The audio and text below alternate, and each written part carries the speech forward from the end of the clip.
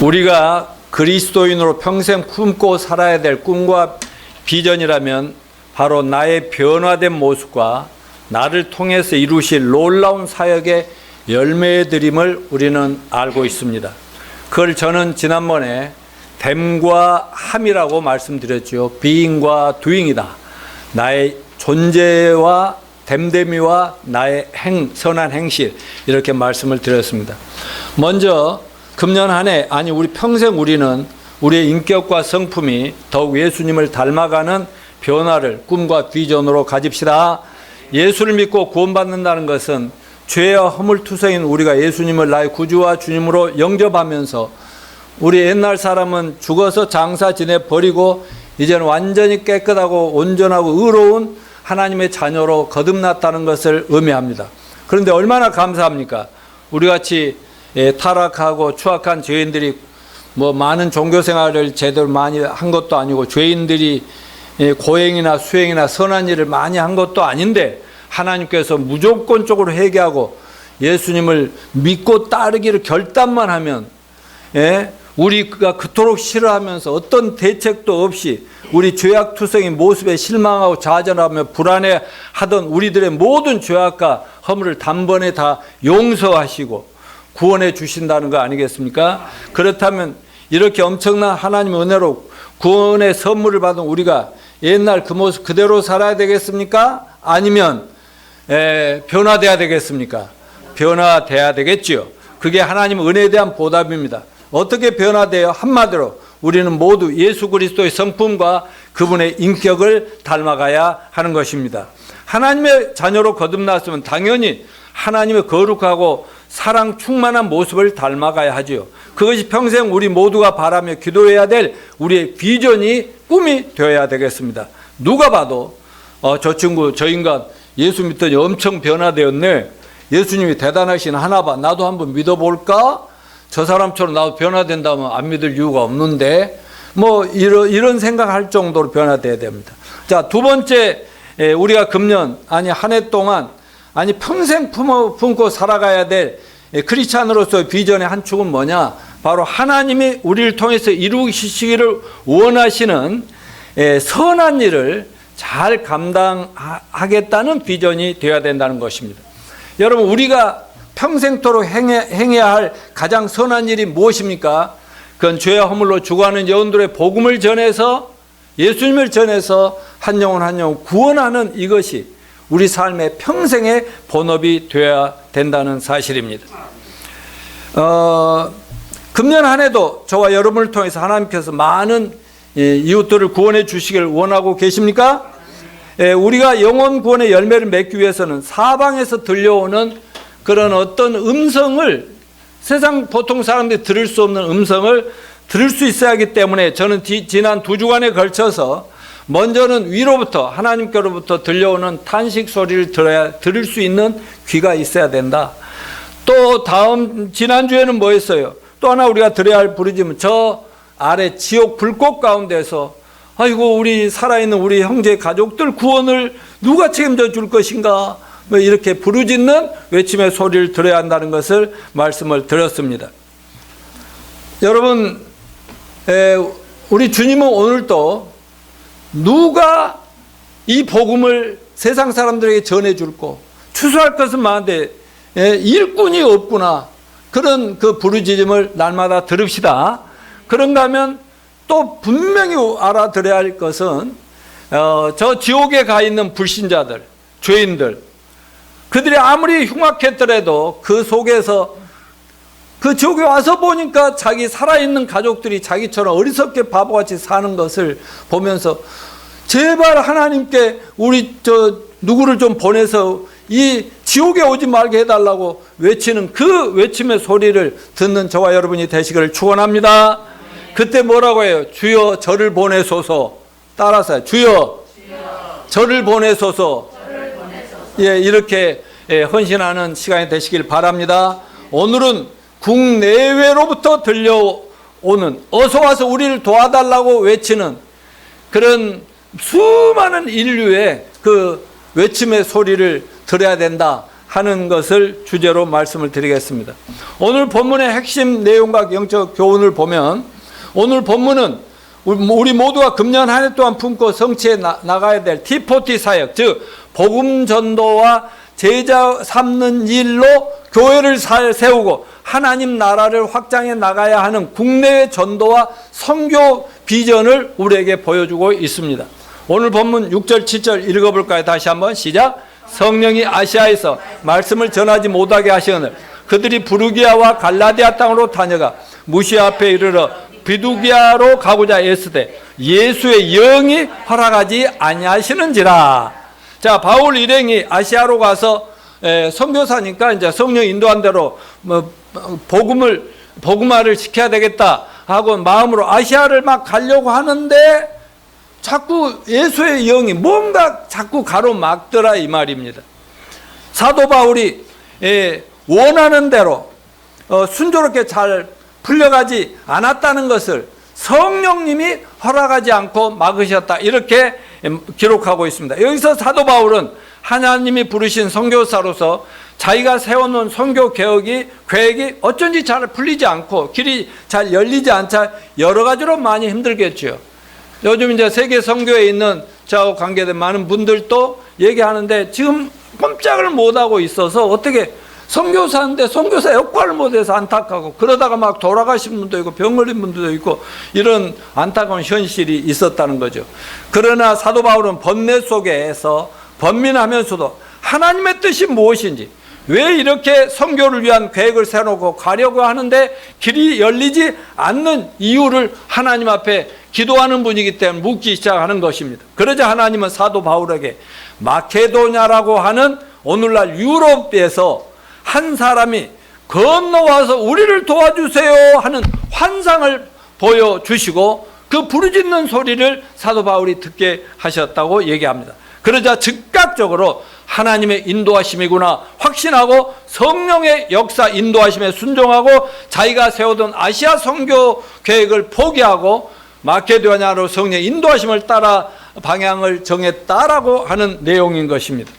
오늘 본문에서 우리가 배워야 될 영적 교훈은 무엇일까요? 몇 가지를 살펴보겠습니다. 자, 넘겨주면 첫째, 우리 크리스찬은 뭐 해야 된다고요? 계획과 생각에 결코 집착하지 않아야 한다. 사도 바울은 주님 이렇게 해주세요 혹은 저렇게 해주세요 자신의 의견을 표출하지 않았다는 거죠.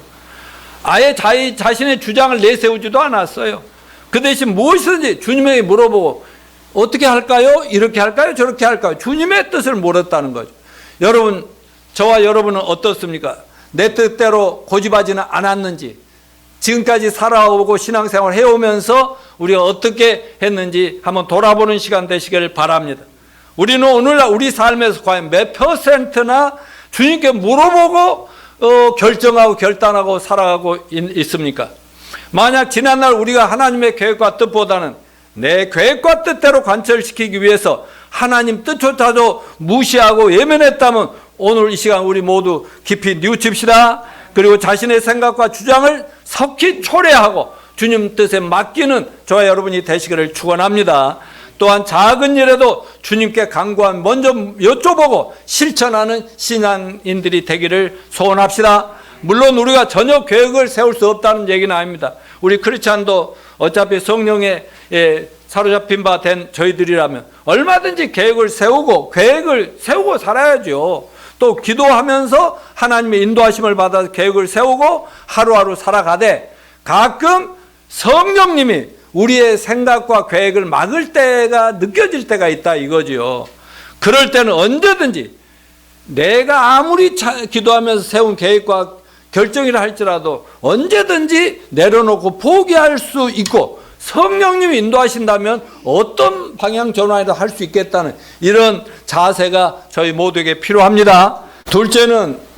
둘째 교훈이 있습니다. 사람들의 겉모습과 상관없이 뭘 해야 된다? 영혼이 갈급함을 기억해야 된다. 바로 그날 밤 바울은 주님이 보여주시는 환상을 보았거든요. 오늘 본문 9절에 같이 읽어봅시다. 밤에 환상이 바울에게 보이니 마케도냐 사람 하나가 서서 그에게 청하여 이르되 마케도냐로 건너와서 우리를 도우라 하거늘. 10절에 바울이 그 환상을 보았을 때 우리가 곧 마케도냐로 떠나기를 힘쓰니 이는 하나님이 저 사람들에게 복음을 전하라고 우리를 부르신 줄로 인정함이라. 자, 환상 중에 유럽 쪽에서 마케도니아 사람이 뭐라 해서 마케도냐로 건너와서 우리를 도우라. 그 의미가 저 사람들의 복음을 전하라고 우리를 부르신 줄을 인정함이라 그랬어요.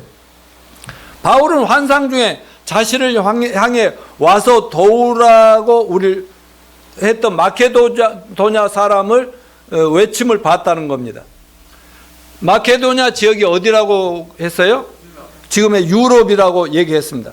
본래 사도 바울은 아시아 쪽으로 선교 여행을 떠나려고 했는데 오늘날 저 유럽 쪽에서 제발 이쪽으로 와서 우리 좀 도와주세요 라고 하는 환상을 본 것입니다.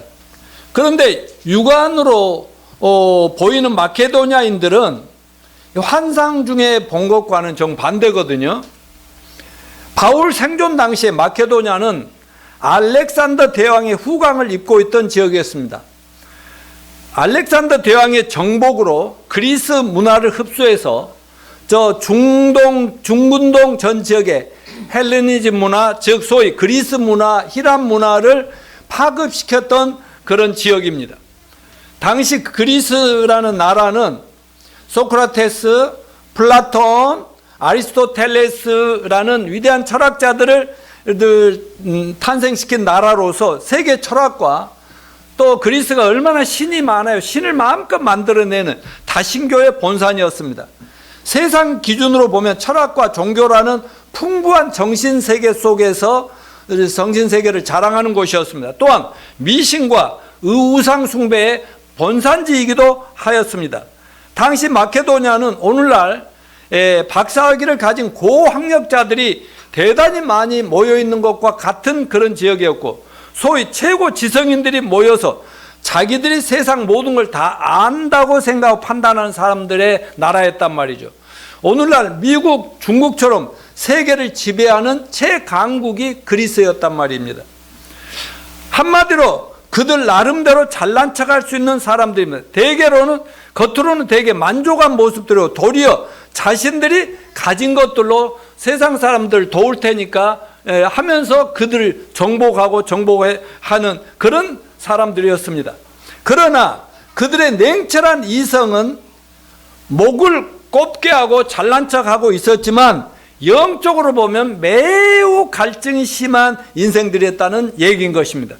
영적으로는 죄악과 부정부패와 가난과 질고와 저주와 사망과 영벌과 혼돈으로부터 벗어나려고 도와달라고 누군가 도와줄 사람 없는가 속에 들어가 보면 그런 절규가 있는 사람들의 나라가 바로 마케도냐였다. 이것이 하나님께서 우리가 이 세상 사람들에게 발견하고 보고 듣기를 원하는 그런 환상이라고 저는 믿습니다. 여러분, 하나님의 눈과 사람의 눈은 다르죠? 말하자면 관점이 다르다는 것이죠. 우리 사람들은 사람의 겉모습을 보고 우와 하고 존경하기도 하고 부러워하기도 하지만 하나님은 그런 사람들을 볼 때 아이고 저 속에 있는 아주 썩어 문드러져 가면서 고통받는 불쌍한 그런 영혼으로 보시는 관점의 차이가 있다는 것입니다. 지금도 우리 주변에는 와서 우리를 도와달라고 절규하는 절규와 손짓이 있다는 것을 기억하시길 바랍니다. 넥슨인가 하는 김정주 대표가 54세 젊은 나이로 이번에 죽었다고 하는 그런 것 때문에 막 지금 한 주간 동안 난리였습니다. 문재인 대통령도 가서 문상하고 대선 후보들도 가서 조문할 정도로 대단한 사람이죠. 성공한 사람입니다. 그런데 심각한 우울증 때문에 약을 먹고 고생하다가 죽었다고 안타까워하는 모습을 봤습니다.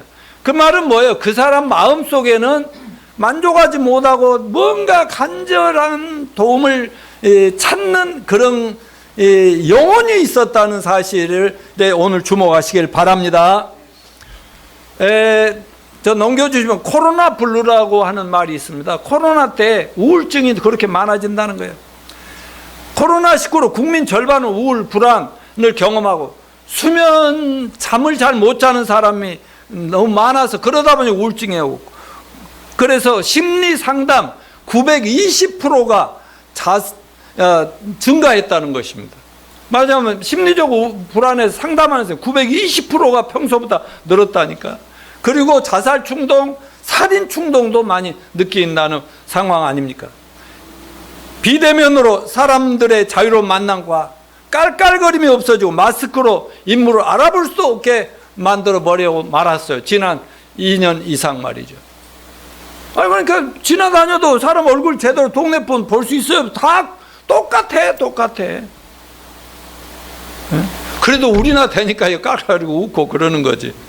자, 디모데후서 3장 1절로부터 5절에 보면 마지막 때가 세상 사람들의 삶의 모습이 어떻게 되는가 예언해 놓은 걸 읽읍시다. 시작. 너는 이것을 알라. 말세에 고통하는 때가 이르러 사람들이 자기를 사랑하며 돈을 사랑하며 자랑하며 교만하며 비방하며 부모를 교회하며 감사치 아니하며 거룩하지 아니하며 무정하며 온통함을 풀지 아니하며 모함하며 절제하지 못하고 사나우며 선한 것을 좋아하지 아니하며 배신하며 조급하며 자만하며 쾌락 사랑하기를 하나님의 사랑함보다 더하며 경건의 모양은 있으나 경건의 능력은 부인하니 이 같은 자들에게서 내가 돌아서라. 아멘.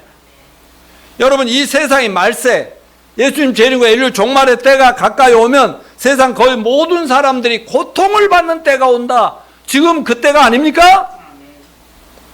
사람들 간의 삶의 모습이 아주 아기 다툼, 귀신들의 아기 다툼의 현장처럼 변화될 거라고 성경이 예언했는데 바로 그 현실을 우리는 목격하며 주님을 섬기고 있음을 알아야 됩니다.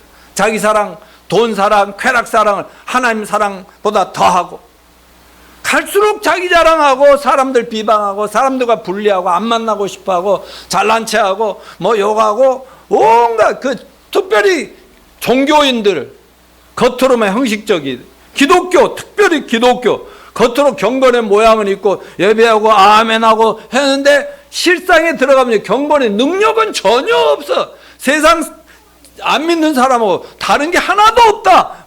이런 시대가 올 거를 사도 바울이 예언을 기록해 놓은 걸 우리가 읽었습니다. 그러니 세상 사람들이 아무리 큰 소리 치고 잘난 체하고 언론에 부각되고 신문에 뜨고 SNS 뜨고 굉장하다 할지라도 부러워해야 돼요, 안 해야 돼요? 부러워할 거 없어요. 그들은 남들에게 말할 수 없고 자존심 때문에 상담조차도 할 수 없으면서도 썩어서 문드러져 가는 불쌍한 인생들이 나 좀 도와줄 사람 없나? 누가 나 좀 구원해 줄 수 없나? 이런 사람들이 많이 있다는 것을 제발 여러분은 영의 눈을 뜨고 바라보실 수 있게 되기를 간절히 바랍니다. 우리 모두 사도 바울처럼 이 모든 형상들이 하나님이 우리에게 보여주신 세상에 믿지 않는 세상 사람들의 실상이라는 걸 받아들입시다. 세 번째, 오늘 본문에서 우리가 배워야 될 교훈은 뭐냐? 복음은 뭐예요? 모든 사람을 돕는 세상의 도구이다.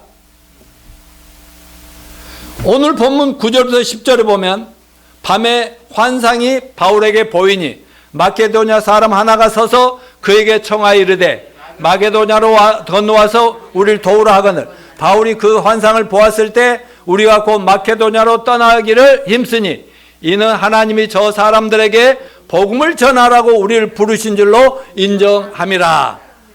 자, 당시 유럽이나 전 세계 절실한 도움은 복음을 전해서 잃어버린 영혼을 구원해 주는 것이었어요. 이게 하나님의 관점에서 하나님을 만난 사도 바울이 보니까 자기도 과거에 잘 먹고 잘 살고 공부도 많이 하고 사람 장래가 촉망되는 젊은이였지만 거듭나서 보니까 이 세상 사람들이 완전히 다 절규다, 불쌍하다, 내가 만난 예수님 전해야 되겠다, 이런 생각으로 선교에 헌신했지 않습니까? 여러분, 불치병 환자에게 복음은 치유받는 것입니다. 또 피납된 인질들에게는 뭐가 복음이에요? 자유롭고 해방되는 것입니다. 물에 빠져 죽어가는 사람들에게 복음은 뭐예요? 구조선과 구조대원들이 와서 구조해 주는 거죠. 이와 같이 복음이라는 것은 모든 인생들의 절실한 필요인데 한마디로 말하면 죄와 저주와 사망으로부터 자유와 해방과 치유와 구원을 받을 수 있다는 메시지인 것입니다. 오늘날 성경에서 말하는 복음은 무엇입니까? 죄로 말미암아 죽을 수밖에 없는 인간들이 회개하고 예수님을 믿음으로 죄사함 받고 하나님의 자녀로 의로운 백성으로 거듭날 수 있다. 새로운 인생을 출발할 수 있다. 이것이 복음 아니겠습니까? 여러분, 이게 누구나 이 소식을 듣고 믿기만 하면 구원을 받는다. 저는 아침에도 차를 대놓고 올라오기 직전에 이 밑에 사장님이 나와서 인사하길래 그분에게 잠깐 얘기했어. 꼭 천국은 같이 가서 뭐 합시다. 그냥 교회만 다니고 뭐 불공만 드린다고 되는 거 아니죠. 저도 막 그렇게 해봤는데요. 그냥 뭔가 성경에 기록된 그 예수님의 부활과 죽음과 부활에 듣고 믿기만 하면 이걸 깨달아야 되거든요. 근데 사장님은 그냥 아무거나 믿지 않잖아요. 그래도 나름대로 책도 보고 하시잖아요. 그러니까 제가 언젠가 자세하게 말씀해 드리면 그 아하하고 이해되시면 믿으면 금방 구원을 받고 천국 언제든지 천국 같이 갈 수 있습니다. 이렇게 말을 잠깐 던지고 왔는데 잘했어요? 잘했어요? 여러분도 그렇게 하시라니까. 여러분, 이 복음을 전해준 것보다 사람들에게 더 절실한 도움이 없다는 것을 믿읍시다. 우리는 증인들이 아닙니까?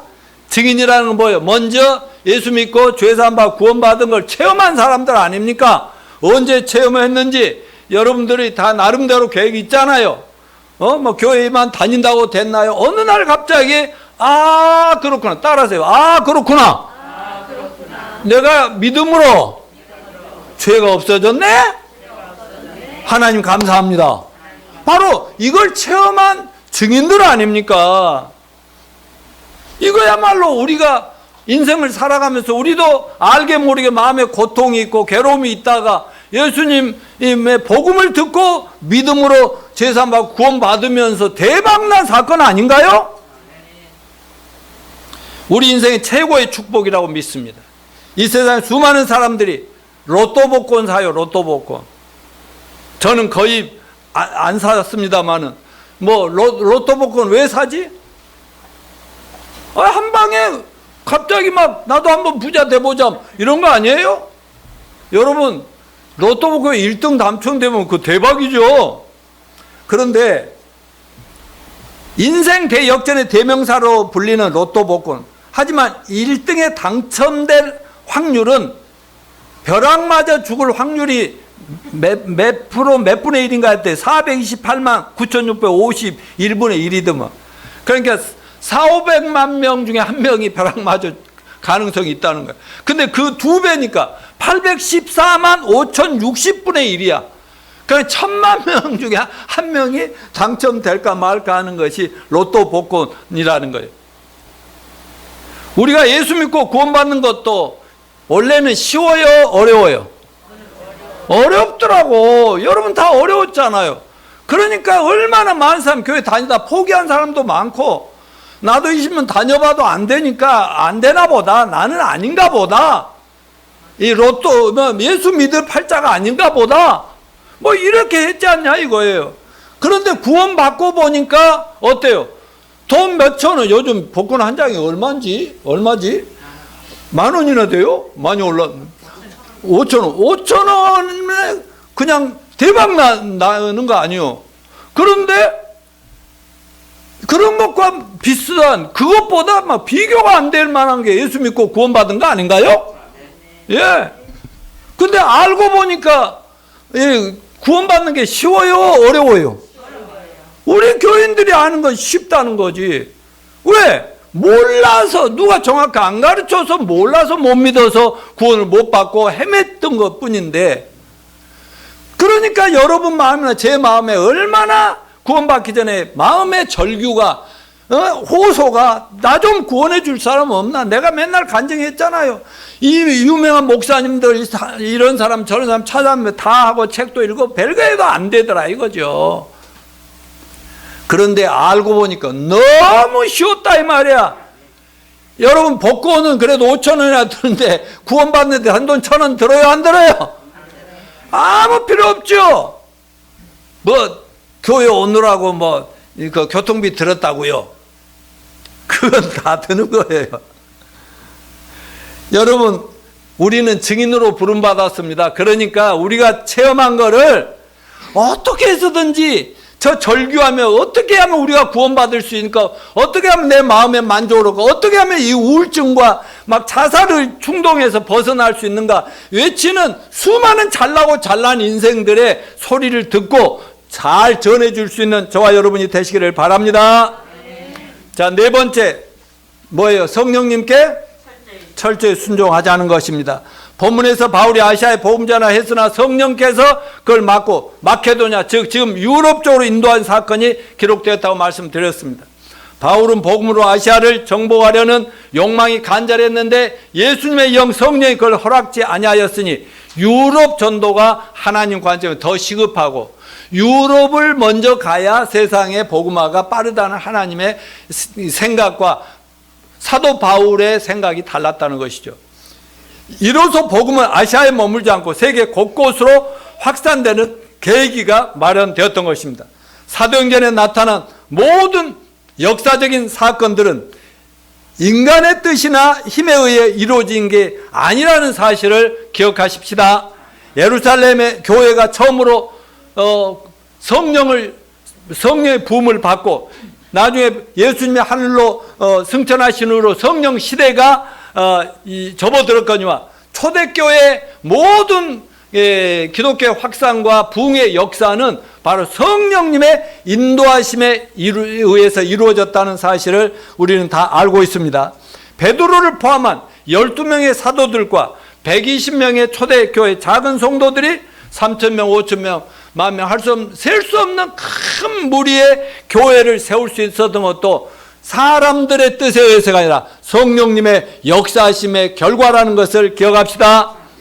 스테반의 순교로 어마어마하게 성장해 가던 예루살렘 교회 대핍박과 박해가 닥치면서 교회가 무너지고 온 세상의 성도들이 자기 집과 나라를 버리고 흩어진 피난민세가 된 것도 복음을 확장시키려는 성령님의 역사였다는 사실을 기억하십시다. 또한 예수님과 기독교의 핍박자의 박해자인 사울을 불러서 회심시켜가지고 이방인을 위한 복음 증거자로 세우신 것도 성령님의 역사요. 바울의 선교사에게 함께하사 능력을 베푸시고 방향을 제시하고 인도하시면서 바울을 사용하신 분도 바로 성령님이십니다. 이제 바울을 유럽으로 인도하신 성령님께서는 세계의 중심지인 로마로 인도하셔서 복음을 증가함으로 로마가 세계를 지배하던 때이기 때문에 바로 전 세계 복음의 확산을 하나님이 성령님이 역사하고 계셨던 것입니다. 여기서 우리 모두 깊이 깨달아야 될 교훈은 무엇입니까? 하나님의 생각과 우리 생각의 차이는 하늘과 땅 차이라는 걸 기억합시다. 그걸 인정합시다. 그리고 주님을 섬기며 주님 맡기신 사명에 헌신합시다. 내 개인적인 가정적인 모든 판단과 기준도 내 원대로가 아니라 아버지 원대로 하옵소서 하고 늘 언제든지 내 생각을 내려놓고 버릴 수 있는 그런 마음으로 살아갑시다. 그래야만 결과적으로 내가 원하는 것보다 비교가 안 될 엄청난 조언이고 드디어 대성공이라고 감사하며 하나님께 영광을 돌리게 된다는 사실을 깨닫고 내 뜻보다 주님 뜻에 절대 순종하는 저와 여러분이 되시기를 바랍니다. 자, 다음에 성령님께 순종만이 구원의 구령의 열매를 맺게 한다 그랬어요. 하나님의 뜻과 인도하심에 자기 자신의 뜻과 계획을 다 꺾고 순종하고 성령님의 인도하심을 따르니까 하나님이 유럽으로 인도해 나가셨습니다. 그런데 그곳에 이미 사도 바울을 맞이해서 사도 바울과 하나님의 선한 일을 행할 일꾼들을 하나님이 이미 준비해 놨더라, 이런 얘기예요. 사도행전 16장을 보면 사도 바울이 아주 많은 역사가 일어나는데 빌립보 교회를 세우기 위해서 하나님 예비한 두 팀을 만납니다. 첫 번째가 루디아라고 하는 비단 장수 여인이었습니다. 오늘날로 말하면 비단들 이 옷감을 막 수출하고 무역하는 그 무역상인데, 그를 통해서 하나님이 그녀의 집에서 유럽제의 첫 번째 교회인 빌립보 교회를 시작하게 하십니다. 그녀와 그 루디아라는 여인은 경건한 여였어요. 종교적이었나 봐요. 그러니까 열심히 돈 벌고 일하면서도 기도하고 나름대로 신을 경배하는 종교인이었지만 뭐 예수라는 복음을 들어본 적이 없기 때문에 구원받지 못한 자들이었습니다. 그들의 마음속에 돈으로 세상적으로 만족하지 못하고 인생의 갈급함과 갈증이 있고 두려움과 불안이 있으니까 기도하고 모여서 가끔 막 산에 가든지 어디 나름대로 만들어 놓은 신 앞에 가서, 그때는 막 우상들이 많았으니까 신을 경배하는 그런 나름대로 열심히 했던 사람이었다는 걸 알 수 있어요. 그러다가 사도 바울한테 발견이 된 거죠. 그래서 뭘 합니까? 신에게 기도하고 있어요. 그게 아니죠. 하면서 사도 바울이 간증하고 기도하고 복음 전하고 간증하고 복음 전했더니 그분들이 그분과 함께 기도하던 자기 부하들인지 직원들인지 모르는 구원을 받았어.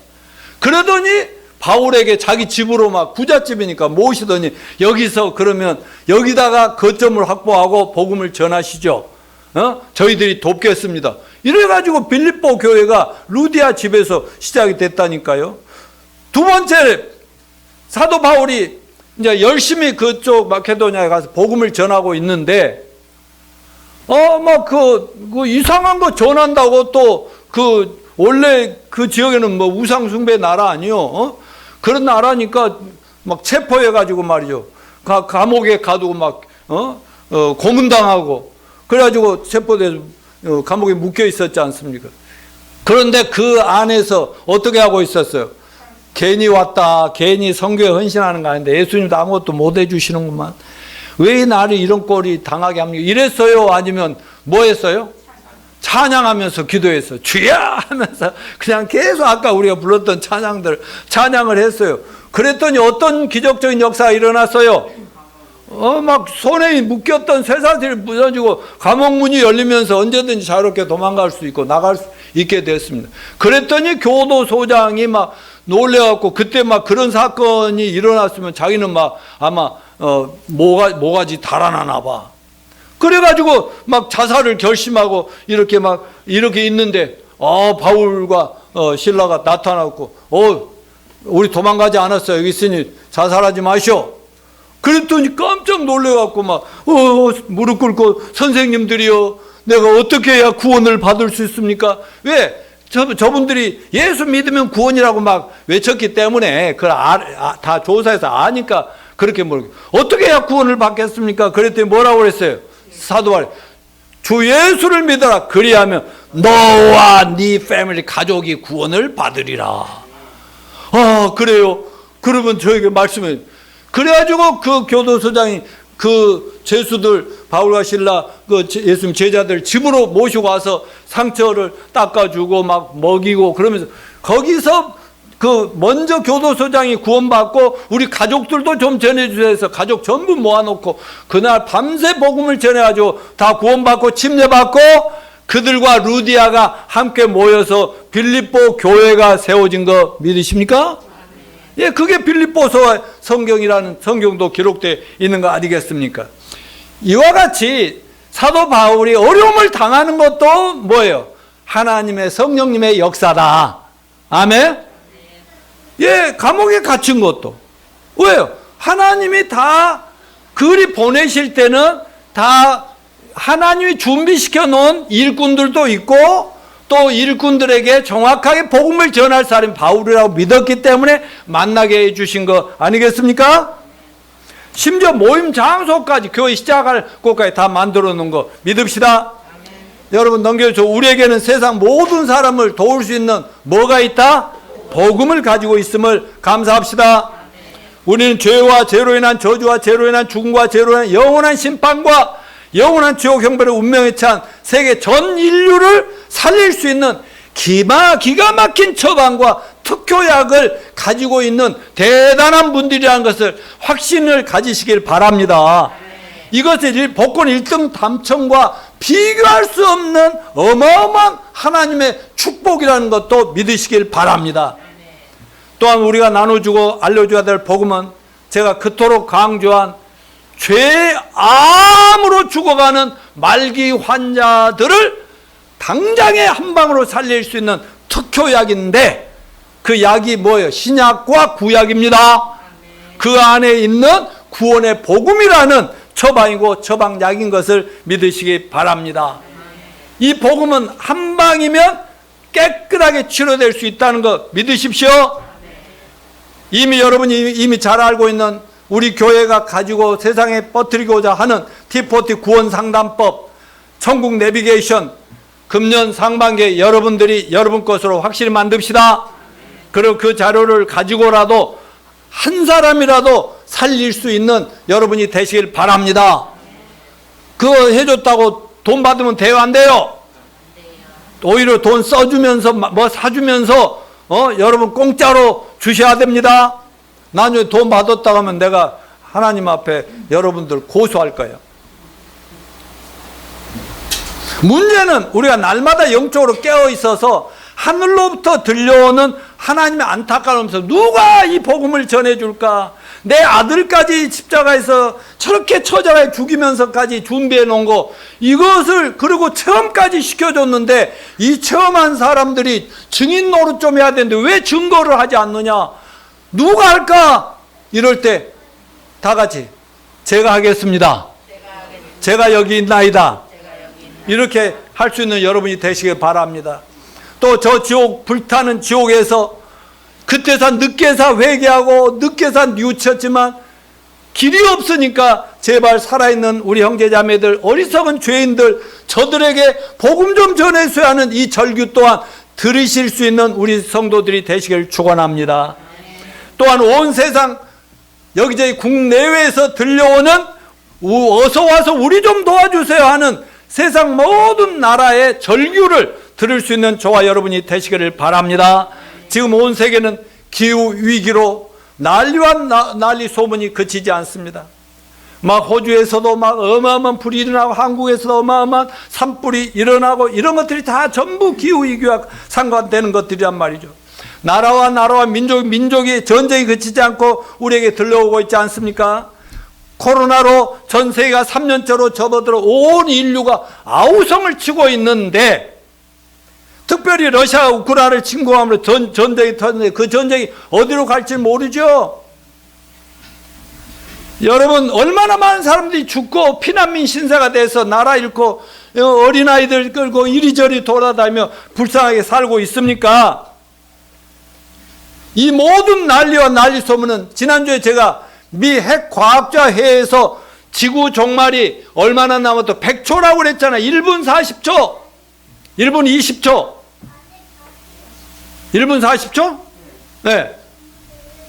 그런 현실에 사람들은 겉으로는 뭐 태어난 척하고 잘난 척하고 뭐 지배하는 사람들은 뭐 자기들 미래를 막 희망차고 볼지 모르지만 속으로는요 전부 죽음에 대한 두려움이 있고 이 불안이 있다는 사실을 알아야 돼요.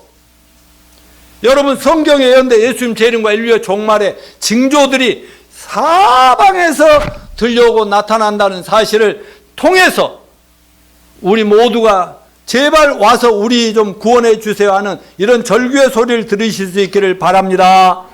마지막으로 국내외에서 들려오는 부르짖음을 듣자 하는 이 교훈입니다. 본문 16장 9절 시작.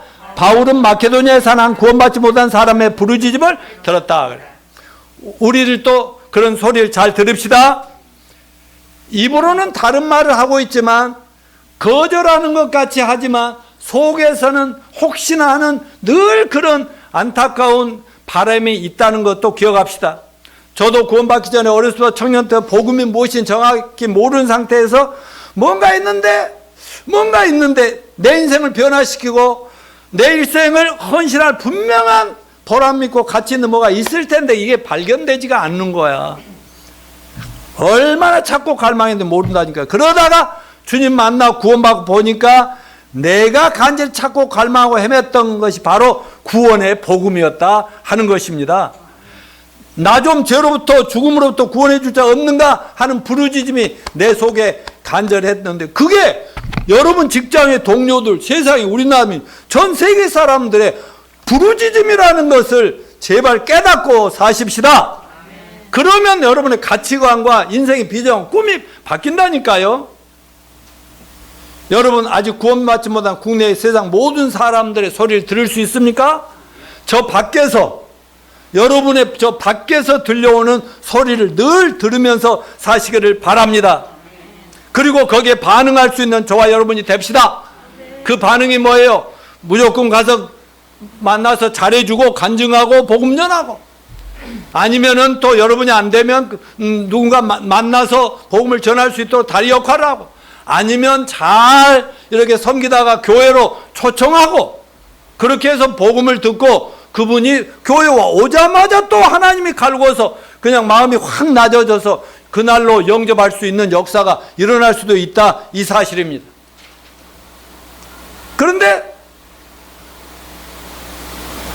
그런데 만일에 여러분이 보험제에서 그 사람이 구원받으면, 구원받은 한 사람 구원시켰으니까 됐다로 끝내라고 했어요? 끝내면 안 된다고 그랬어요. 어떻게 하라고 그랬죠? 제자 삼아서 훈련해서 그 사람도 또 다른 사람에게 전도해서 구원시킬 수 있도록, 이렇게 계속 하면서 이 복음의 릴레이를 이어가야 된다. 디모데후서 2장 2절 같이 읽어볼까요? 또 내가 많은 증인 앞에서 내게 들은 바를 충성된 사람에 부탁하라. 그들이 또 다른 사람을 가르칠 수 있으리라. 사도 바울이 디모데를 제자로 삼으면서 복음을 잘 전하는 법을 가르쳐주고, 그가 또 다른 사람에게 전해서 또 그가 또 다른 사람을 전할 수 있어요. 이렇게 복음의 릴레이를 자기가 그렇게 했기 때문에 너희들도 그렇게 하라. 오늘 사도 바울을 통해서 하나님이 하시는 말씀은 바로 우리 모두가, 이게 T40 아닙니까? Training for Trainers. 제자 삼어서 그들도 또 누군가를 훈련하면서 또 복음의 확산을 깨할 수 있는, 이것을 할 수 있는 여러분이 되시기를 축원합니다. 자, 우리 오늘 이 본문 말씀이 국내외 온 세상의 선교에 대한 그런 음성인데, 선교의 적용점은 우리 교회 주보에 여기 있잖아요. 여러분, 요 주보에 그 기도를 안에 보면은 여기 많이 있거든요. 여기 좀 앉아있지. 여기 맨 마지막 안에 여기 보면요, 선교사들, 교회들, 우리가 기도해야 될 내용들, 이게 우리의 선교 지금 현장입니다. 왜냐하면 예루살렘, 온 유대, 사마리아 땅까지 동시에 해야 되니까. 우리가 선교사로 나가지는 못하더라도 우리가 선교하는 방법이 몇 가지가 있습니까? 예, 기도할 수 있죠? 아멘? 또 뭐 있어요? 선교금 보낼 수 있죠? 또 우리가 훈련시켜서 도움을 줄 수 있습니다. 여러 가지 방법이 있는데, 예? 저희 교회는 우리 교회 현실에 맞게끔 할 수 있는 만큼 최선을 다해서, 하나님은 크든 작든 최선을 다하라는 것이.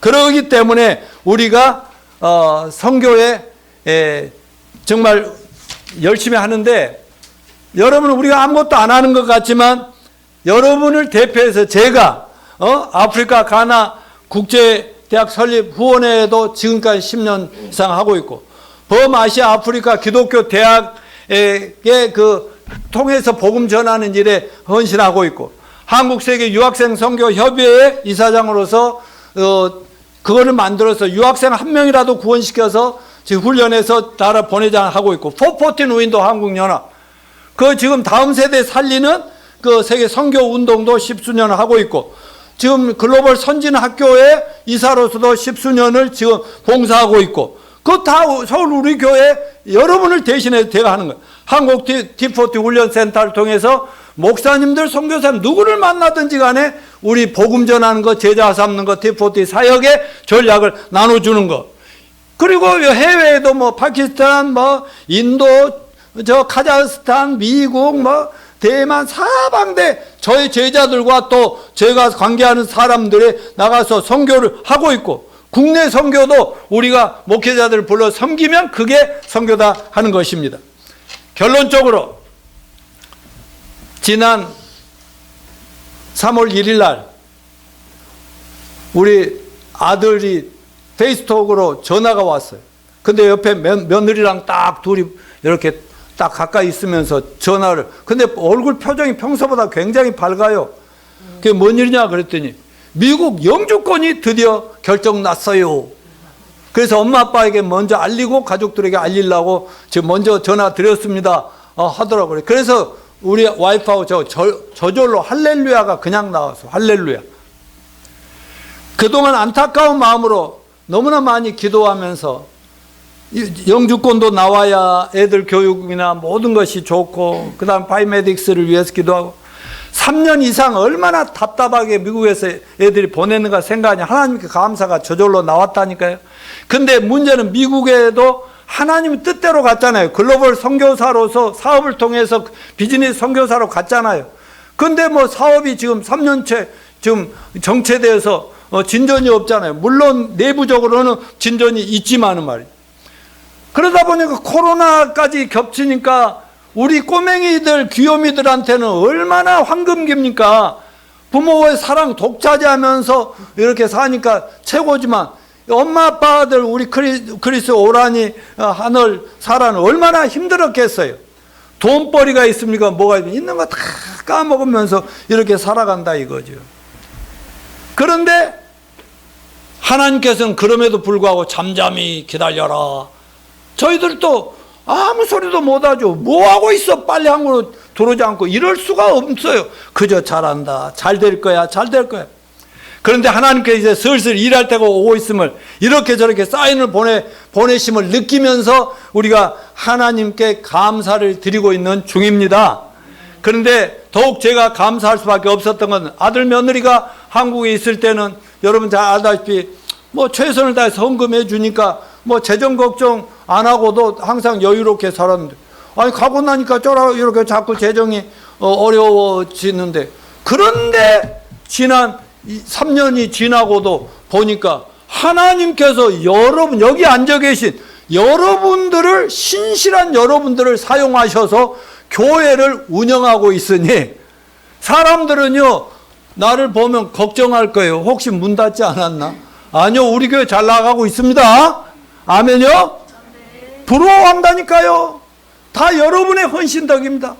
그런데도 늘 이제 어려운 상황에 내가 자꾸 얘기합니다만 우리 이중화 장로님께서 그렇게 돈을 오랫동안 잘 못 버시더니 요즘 돈을 벌고 계시더라니까. 그래가지고 그냥 팍팍 떼반되면 밀어주니까 나중에 재정 보고 자주 할게요. 그러니까 기도해 주시기 바랍니다. 그러니까 왜 하나님이 우리 교회를 이 어려운 속에서 딱 버티고 아무 걱정 없이 평안하게 가게 하실까? 왜 그럴까요? 저와 여러분이 복음에 대한 열정이 있기 때문이라고 믿습니다. 영혼 구원에 대한 사명감이 있기 때문이라고 믿습니다. 잘 얻냐 못 얻냐 구령이 잘 되냐 안 되냐 상관이 없어요. 그건 하나님께서 열매도 맺어 주실 겁니다. 다만 여러분의 마음에 꿈과 비전이 한 영혼 구원해서 제자 삼아서 그가 T40 훈련자가 되도록 최선을 다하고자 하느냐 안 하느냐 이거 아니겠습니까? 그리고 이런 교회를 끝까지 주님 오실 때까지 유지하고자 하는 여러분의 헌신된 것 때문에 오늘까지 우리 교회가 이 일을 하고 있다 싶으니까 저는 감사할 수밖에 없었습니다. 감사합니다. 끝까지 잘합시다. 끝까지 잘합시다. 그래 주님 오실 때 살아서 함께 주님 환영합시다. 할렐루야. 다 같이